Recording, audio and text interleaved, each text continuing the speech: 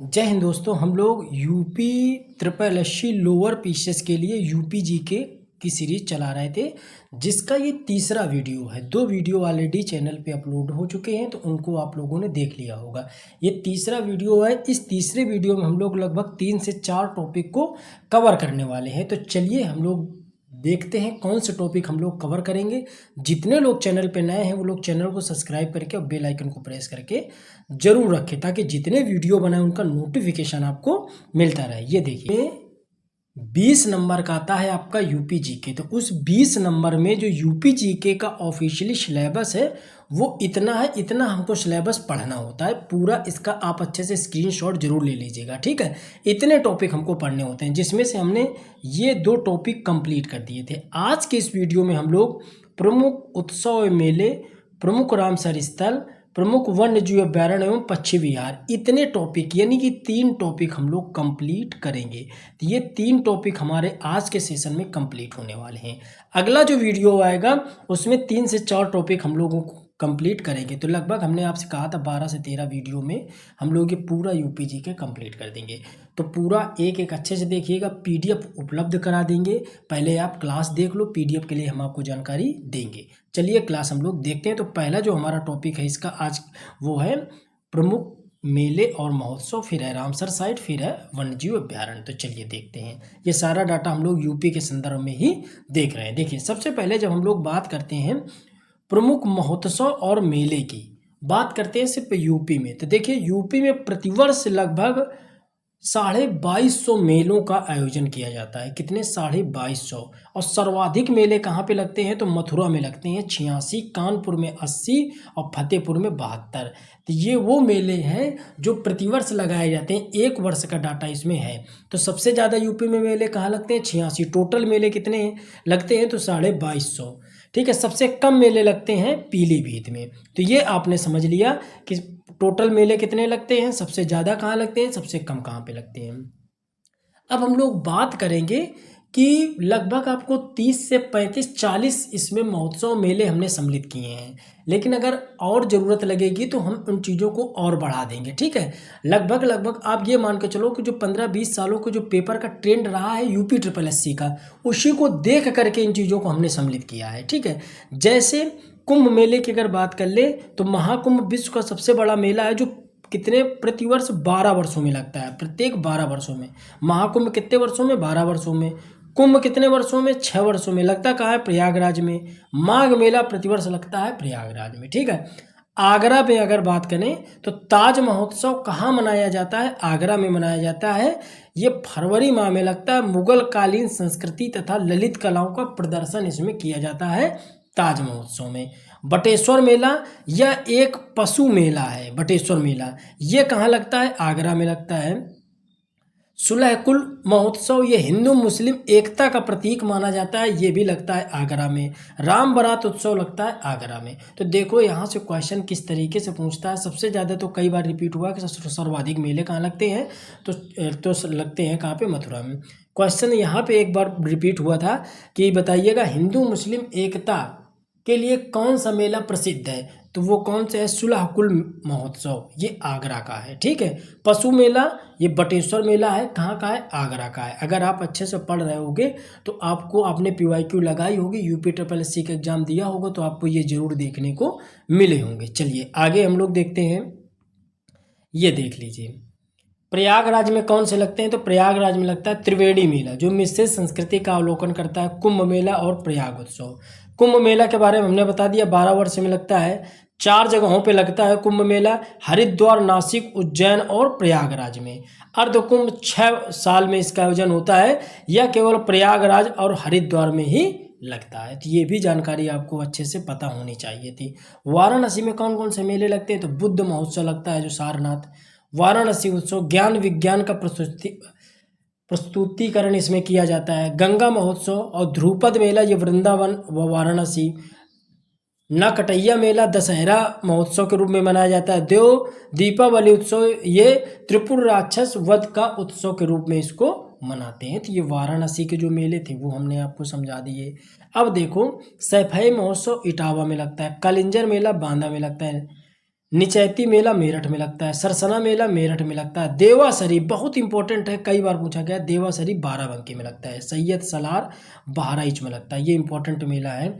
बिठूर का तो आप जानते हो, गंगा मेला कानपुर, परिक्रमा मेला सीतापुर, धाई घाट मेला शाहजहांपुर, कजली मेला महोबा का कजली मेला बहुत फेमस है, ठीक है। और कतलिंक मेला संभल, लट्ठमार होली ये मथुरा में खेली जाती है, कंपिल महोत्सव फरुखाबाद, रामायण मेला अयोध्या, खिजड़ी मेला गोरखपुर। तो ये वो इम्पोर्टेंट लगभग 30 मेला इसमें हमने आपको बताया है, 30 से 35 मेला। ये वो मेले हैं जो यूपी ट्रिपल एससी में अब तक एग्जाम में पूछे गए हैं। आपके जो नोट्स हैं, नोट्स में हम इनकी संख्या और बढ़ा देंगे, लगभग 15 से 20 मेला और होंगे जो आपके इसमें नोट्स में हम बढ़ा के डलवा देंगे, निश्चिंत रहिएगा, ठीक है। बाकी अभी तक जितने मेले पूछे जा चुके हैं सबको हमने 15 से 20 सालों के पेपरों के सबको समाहित करके एनालिसिस करके यहाँ पे नोट डाउन करवा दिया था, ठीक है। तो इतना आपको मेले में याद रखना है, ठीक है। ये यूपी के रेफरेंस से है। चलिए ये देख लीजिए, बैच से रिलेटेड जानकारी है, हमने आपको बता रखा है पहले से ही कि ये जो यूपी ट्रिपल एससी का जो बैच है, तो आप लोग देख लीजिए, यूपी ट्रिपल एससी का जो लोअर पीसेस का बैच है इसमें 4 बुकलेट हैं, जबकि 5 आप जोड़ लो, एक बुकलेट और इसमें आपको मिल जाएगी, वो बुकलेट होगी करंट अफेयर की। किसकी होगी? करंट अफेयर की बुकलेट होगी। वो काहे की होगी? करंट अफेयर की बुकलेट होगी। अब देखिए ये PYQ की मिल जाएगी, लोअर PCS 2026, लोअर PCS 2026 में किसकी मिलेगी? सामान्य अध्ययन की और यूपी ट्रिपल एससी की, और इसमें कंप्यूटर की, प्लस आपको करंट अफेयर की, टोटल 5 बुकलेटें आप लोगों को उपलब्ध होंगी। तो इसमें जो भी सिलेबस है वो अपडेट करके है, सरल भाषा में है, परीक्षा के लिए इम्पोर्टेंट है और टॉपिक वाइज है। सबसे बड़ी बात, हम आपको यूपी स्पेशल पढ़ा रहे हैं, एक एक टॉपिक हम आपको समझा रहे हैं कि इस तरीके से पढ़ना है। आप कहीं से भी पढ़ो, किसी भी यूट्यूबर से पढ़ो, किसी भी किताब से पढ़ो, लेकिन उसके सिलेबस को ध्यान में रख करके पढ़ाई करना है। सभी बुकलेटें PDF फॉर्म में उपलब्ध हैं। ये है व्हाट्सअप नंबर, अगर कोई प्रॉब्लम होती इस पर आप मैसेज डाल सकते हैं और जानकारी ले सकते हैं। एप्लीकेशन डाउनलोड कर सकते हैं, एप्लीकेशन का नाम है GS रिव्यू, तो इस एप्लीकेशन को आप डाउनलोड करके देख सकते हैं। चलिए अगला हमारा मेले से रिलेटेड तो टॉपिक हमारा कंप्लीट हुआ। अब हम लोग देखते हैं, अब अगला टॉपिक हम लोग कि उत्तर प्रदेश के रामसर स्थल। जब हम लोग रामसर स्थल की बात करते हैं तो एक शब्द हमारे दिमाग में आता है कि रामसर है क्या। तो रामसर कन्वेंशन की बात करते हैं कि विश्व भर की आद्य भूमियों के संरक्षण के लिए एक अंतर्राष्ट्रीय संधि की गई, जिसको हमने नाम दिया कि रामसर कन्वेंशन। अब रामसर कन्वेंशन हुआ कहाँ था? तो ये 2 फरवरी 1971 को ईरान का एक शहर है रामसर, उसी पे हुआ था, तो उसी वजह से इसका नाम रामसर रख दिया गया। लागू इसको 1975 में किया गया। देखो हुआ 2 फरवरी 1971 में, लागू 75 में किया गया, और भारत शामिल हो रहा है 1982 में। तो तीनों डेट आपके लिए इंपॉर्टेंट हो जाती हैं। विश्व आर्द्र भूमि दिवस कब मनाया जाता है? तो 2 फरवरी को मनाया जाता है। और 2026 में इसकी थीम क्या रही थी? तो आर्द्र भूमि और पारिस्थितिकी ज्ञान संस्कृति विरासत का उत्सव, ये 2026 की थीम रही थी। एक चीज़ और आपको याद रखना है, जैसे हमारे आपने देखा होगा जब हम एनवायरमेंट इकोलॉजी पढ़ते हैं तो उसमें एक वर्ड पढ़ते हैं red data book. Red data book क्या है? तो रेड डाटा बुक वो एक रिकॉर्ड है जो विलुप्त संकटग्रस्त प्रजातियों का रिकॉर्ड रखता है, ठीक है, सूचीबद्ध करता है। उसी तरीके से मॉन्ट्रियो रिकॉर्ड होता है, मॉन्ट्रिक्स रिकॉर्ड या मॉन्ट्रियो रिकॉर्ड होता है, जो एक तरीके से जैसे रेड डाटा बुक काम करती है वैसे ही मॉन्ट्रियो रिकॉर्ड काम करता है। यह चिन्हित करता है उन सभी संकटग्रस्त आर्द्र भूमियों को, ठीक है, संकटग्रस्त आर्द्र भूमियों को। इसमें भारत के 2 स्थल शामिल हैं। पहला है केवला देव राष्ट्रीय उद्यान राजस्थान का, दूसरा है लोकटक झील मणिपुर की। तो ये बहुत इंपॉर्टेंट है, ये यूपी PCS में यहाँ से क्वेश्चन रिपीट हुआ था, तो याद रखिएगा, बहुत ज़्यादा इंपॉर्टेंट है। तो 2 स्थल हैं जो केवला देव राष्ट्रीय उद्यान राजस्थान का और लोकटक झील मणिपुर की, ये दोनों क्या है? संकटग्रस्त आर्द्र भूमियाँ हैं, ठीक है, विलुप्त जिनको बोलते हैं, ठीक है। तो ये आर्द्र भूमियाँ हैं। तो यहाँ तक आपने बेस समझा कि रामसर कन्वेंशन क्या है और मॉन्ट्रियो जो रिकॉर्ड है वो क्या है, ठीक है। चलिए इसके आगे देखते हैं। जब हम लोग उत्तर प्रदेश के रेफरेंस में बात करते हैं कि कुल रामसर साइट्स कितनी है, तो 99 है। ये अप्रैल 2026 तक अपडेट डाटा है, ठीक है। एशिया में भारत इसमें पहले स्थान पे है। सर्वाधिक रामसर स्थल किसके पास है? तो तमिलनाडु राज्य के पास है, 20 रामसर स्थल हैं। दूसरे स्थान पे उत्तर प्रदेश आता है। अगर इसी जगह हम आपसे ये पूछ लेते कि टोटल कितनी है, 99 है, तो 99वां कौन सा रामसर स्थल था? तो शेखा झील, ये अलीगढ़ की है जो 99वें नंबर पे है, और 98वें नंबर पे था छारीडा पक्षी अभ्यारण्य जो गुजरात के कच्छ में स्थित है। ठीक है, ये अब देखिए आपको हमने बताया कि यूपी के कितने हैं? 12। इन्हीं से क्वेश्चन आपसे पूछना है क्योंकि पूरा चैप्टर हम लोग यूपी के रेफरेंस में देख रहे हैं। तो अब 12 हैं। तो देखिए जो यूपी का 12वां बना है वो बना है शेखा झील अलीगढ़ का। 11वां बना था पटनी पक्षी विहार एटा का। फिर इसके बाद बखीरा पक्षी विहार, हैदरपुर, सूर सरोवर, सरसईनावर, सांडी पक्षी, शमन पक्षी, समसपुर पक्षी, पार्वती अरगा, नवाबगंज और ऊपरी गंगा। तो ये आपने देखे पक्षी विहार, ये आपने क्या देखे? पक्षी विहार, जो हमने आपको बताया पूरा क्या यूपी के रेफरेंस में। आई होप आपको बहुत अच्छे से चीज़ें समझ में आ रही होंगी और आप इन चीज़ों को अच्छे से दिमाग में भी सेट करते चल रहे होंगे। कोई भी इसमें रॉकेट साइंस नहीं है, जो भी डाटा है आप बिल्कुल क्लियर से समझते चलिएगा। ठीक है, सबसे पहले तो हमने चीज़ें मेला से संबंधित, महोत्सव से संबंधित क्लियर करी। फिर हमने आप लोगों को रामसर साइट के बारे में जानकारी दी कि रामसर साइट क्या होती हैं और यूपी में कितनी हैं। अब हम लोग देखने वाले हैं वन्य जीव, उत्तर प्रदेश के वन्य जीव अभ्यारण्य और राष्ट्रीय उद्यान।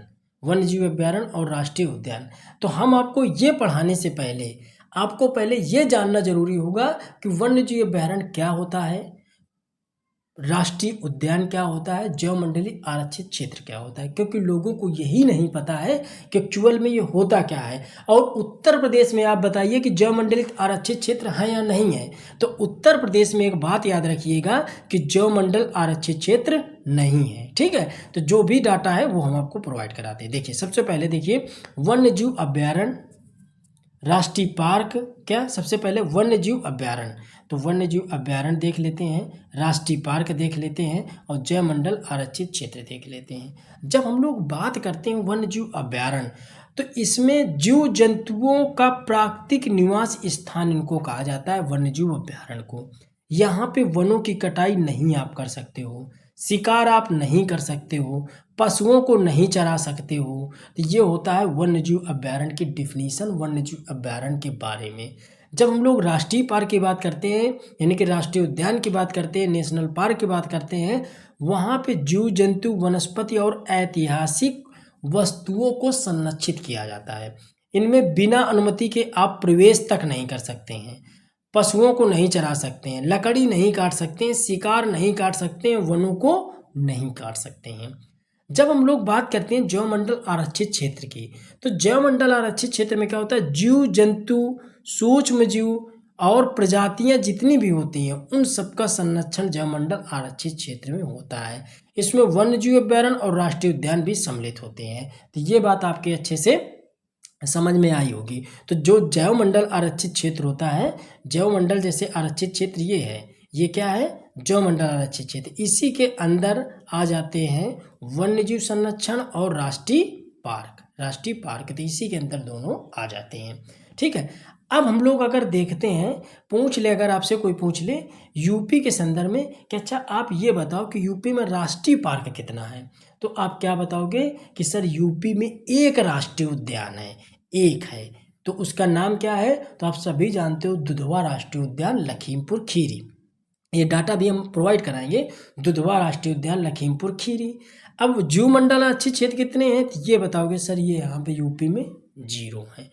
वन्य जीव अभ्यारण्य तो लगभग इनकी संख्या 25 के अप्रॉक्स हो चुकी है वन्य जीव अभ्यारण्यों की। ठीक है, तो ये डाटा हमको समझने की ज़रूरत है। चलिए तो हम लोग सबसे पहले देख लेते हैं इन्हीं के डाटा के बारे में। आपने ये डिफिनीशन तो समझ ली, क्योंकि बहुत महत्वपूर्ण ये था कि जो हम लोग वन्य जीव अभ्यारण्य, राष्ट्रीय पार्क और जैव मंडल आरक्षित क्षेत्र पढ़ते हैं यूपी और भारत के संदर्भ में, तो हमको यही नहीं पता कि यूपी में इनका डाटा कितना है और भारत में कितना है।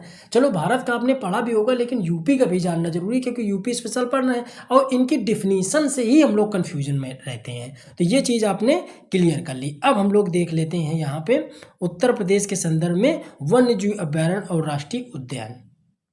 वन्य जीव अभ्यारण्य और राष्ट्रीय उद्यान को हम लोग देखते हैं। देखिए सबसे पहले हमने आप लोगों को बताया, देखिए ये है हस्तिनापुर। हस्तिनापुर में एक है जिसका नाम है गंगा डॉल्फिन आवास। ठीक है, किशनपुर में है दुधवा राष्ट्रीय पार्क। अभी हमने आपको बताया ये एक ऐसा है, ये लखीमपुर खीरी में है, ये एक ऐसा पार्क है, राष्ट्रीय उद्यान है जो यूपी में है। तो एक सिर्फ यही है। इसके अलावा कतरनिया घाट ये घड़ियाल और बाघ संरक्षण के लिए फेमस है। सहेलवा तराई के जंगलों का क्षेत्र है। सहागी बरवा पूर्वी उत्तर प्रदेश में स्थित है। कछुआ के लिए वाराणसी में कछुआ संरक्षण है। चंद्रप्रभा चंदौली की पहाड़ियों में स्थित है। कैमूर की पहाड़ियों में स्थित एक वन्यजीव अभ्यारण्य है। रानीपुर बाघ और तेंदुओं के लिए फेमस है। महावीर स्वामी बौद्ध तीर्थ के पास स्थित है। चम्बल घड़ियाल और जलीय जीवों के लिए फेमस है। तो इस मैप से आपने क्या सीखा? इस मैप से सिर्फ हमने ये सीखा कि जो आपने रानीपुर बताया ये बाघ और तेंदुओं के लिए फेमस है। दुधवा किसके लिए फेमस? दुधवा टाइगर रिजर्व के लिए है। कतरनिया घाट घड़ियाल और बाघ संरक्षण के लिए है। कछुओं के लिए वाराणसी में स्थित है, कछुआ संरक्षण केंद्र स्थित है। ठीक है, चंबल घड़ियाल और जलीय जीवों के लिए स्थित है। बाकी का जो कौन कहाँ पे लोकेटेड है इसका डाटा हम आप लोगों को दिखाते हैं। तो मैप से आपने ये चीज़ें समझ ली। चलिए ये देख लीजिए, ये वो डाटा है जो आपको जानने की ज़रूरत है। जैसे हमने आपको बताया हस्तिनापुर वन्यजीव अभ्यारण्य, ये मेरठ, हापुड़, बिजनौर और अमरोहा मुजफ्फरपुर के बॉर्डर पे पड़ता है। 3-4 जिलों को टच करता है। ये राज्य का सबसे बड़ा वन्यजीव अभ्यारण्य है। ये इंपॉर्टेंट आपके लिए हो जाता है। किशनपुर वन्यजीव अभ्यारण्य लखीमपुर खीरी में है। कतरनिया घाट ये बहराइच में है। शाहलेवा वन्यजीव अभ्यारण्य गोंडा, बलरामपुर और श्रावस्ती की सीमा पे है। शाहागी बरवा वन्यजीव अभ्यारण्य महाराजगंज में है। कैमूर वन्यजीव अभ्यारण्य मिर्जापुर और सोनभद्र की सीमा को टच करता है। रानीपुर वन्यजीव अभ्यारण्य बांदा और चित्रकूट की सीमा। राष्ट्रीय चम्बल वन्यजीव अभ्यारण्य आगरा, इटावा और ये चम्बल नदी पे है, आगरा इटावा के बॉर्डर को टच करता है। कछुआ वन्यजीव अभ्यारण्य वाराणसी में है, जो कछुआ केंद्र के नाम से जाना जाता है, प्रजनन केंद्र के नाम से। चंद्रप्रभा वन्यजीव अभ्यारण्य चंदौली में है। राज्य का प्रथम वन्यजीव विहार था। ये राज्य का प्रथम वन्यजीव विहार था। और सबसे बड़ा वन्यजीव अभ्यारण्य कौन सा है? तो हस्तिनापुर वन्यजीव अभ्यारण्य है। और सबसे छोटा कौन सा है? तो सबसे छोटा महावीर स्वामी वन्यजीव अभ्यारण्य ललितपुर का है। तो यहाँ पे 3 चीज़ें आपने फोकस कर ली कि सर एक तो हमको पता चल गया राज्य का प्रथम, और राज्य का सबसे छोटा, और राज्य का सबसे बड़ा। यहाँ से भी क्वेश्चन आपसे वन्यजीव अभ्यारण्य से पूछता है। तो आई होप ये भी आपकी चीज़ें समझ में आ रही होंगी। चलिए अब हम लोग ये लिस्ट देख लेते हैं। ये वो लिस्ट है जो आपको यूपी में टोटल वन्यजीव विहार के बारे में आपको जानकारी देता है। अब वन्यजीव विहार यूपी में कितने हैं तो वो हमें समझने की ज़रूरत है। जैसे राष्ट्रीय उद्यान और वन्यजीव, किशनपुर वन्यजीव विहार लखीमपुर के, दुधवा लखीमपुर के, चंद्रप्रभा चंदौली, सोहगी बरवा महाराजगंज, हस्तिनापुर मेरठ और गाजियाबाद, कैमूर मिर्जापुर, सोनभद्र, मांडी, हरदोई, ये सांडी है ये। ठीक है, लाख बहोसे पक्षी अभ्यारण्य कन्नौज, समसपुर, रायबरेली, नवाबगंज, उन्नाव, कतरनिया घाट, बहराइच, रानीपुर, बांदा और चित्रकूट, महावीर स्वामी वन्यजीव अभ्यारण्य ललितपुर, राष्ट्रीय चम्बल वन्यजीव अभ्यारण्य आगरा और इटावा, सोहेलवा वन्यजीव अभ्यारण्य बलरामपुर। इसके अलावा कछुआ वन्यजीव अभ्यारण्य रामनगर, वाराणसी। अच्छा एक चीज़ और समझ लीजिएगा कि जो एडमिशन का हमने आप लोगों को बताया था कि एप्लीकेशन से आप जैसे ही बैच बाई करेंगे, आप जुड़ जाएंगे, तो आज उसकी शायद आज शाम तक जो 100 एडमिशन पे ऑफर चल रहा था वो कंप्लीट हो जाएगा 7-8 बजे तक। इसके बाद हम बैच की फ़ीस को इंक्रीज़ करेंगे। तो जो लोग अभी बाकी हैं वो लोग जल्दी से उसमें रजिस्ट्रेशन करके बैच में जुड़ जाएं। ये जो आपको डाटा देख रहे हो ना, यही डाटा आप लोगों को वहाँ पे PDF फॉर्म पे अवेलेबल होगा सेट करके, जो आपके पढ़ने लायक होगा, जो आप विधिवत ढंग से रिवाइज कर रहेंगे। तो यहाँ वीडियो आप देख लिया करो, वहाँ से आप नोट्स से कवर कर लेंगे, प्रिंट आउट करा करके इन चीज़ों को पढ़िएगा। ठीक है, तो आप समय न बर्बाद करें। आप पूरा नोट्स 1 महीने में, 1 माह में कंप्लीट हो करके लगभग 25 जून तक आप लोगों को प्रोवाइड हो जाएगा। क्लासें आपकी चलती रहेंगी। ज़रूरी नहीं है कि सारी क्लासें ही चल पाएँ, तो आप लोग नोट्स हम आप लोगों को पहले प्रोवाइड कराएंगे, क्लासें बाद तक होती रहेंगी, क्योंकि सितंबर में पेपर है, सितंबर अक्टूबर में इसका हो सकता है एग्ज़ाम होगा। तो क्लासें बाद तक भी चलती रहेंगी, लेकिन नोट्स आप लोगों का 1 महीने में प्रोवाइड हो जाएगा। तो आप लोग बैच जा करके ज्वाइन कर लीजिएगा। ठीक है, आज उसका लास्ट डे है। चलिए, तो ये जो आपने पढ़ा ठीक है, ये पूरा आप स्क्रीनशॉट इसका ले लीजिएगा। ये पूरा कंटेंट आप लोगों के हिसाब से हमने आप लोगों को समझा दिया। अब देख लीजिए हमारे पास जो भी डाटा इन चीज़ों का है कि इतना हमने आप लोगों को सिलेबस बताया था। अब इस सिलेबस के अकॉर्डिंग हमें कुछ चीज़ें हैं, जैसे जो कल के वीडियो में ये वाले टॉपिक हम आप लोगों के लिए कवर करेंगे। ठीक, इतने टॉपिक हम आप लोगों के लिए कवर करेंगे, तो बहुत अच्छे से चीज़ें कवर करने के लिए आप तैयार रहिएगा। चैनल को सब्सक्राइब करके बेल आइकन को प्रेस करके ज़रूर रखिएगा, ठीक है, ताकि वीडियो आपको समय से मिलती रहे। चलिए, वीडियो कैसा लगा कमेंट करके ज़रूर बताइएगा। वीडियो को ज़्यादा से ज़्यादा शेयर करिए। मिलते हैं अगले वीडियो में, तब तक जय हिंद, जय भारत।